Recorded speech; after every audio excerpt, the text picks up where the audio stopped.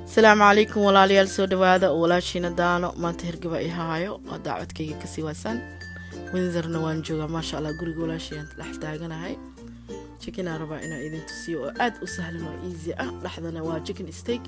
oo spinach iyo ukun dhaxda laga geliyo insha Allah daawasho wanaagsan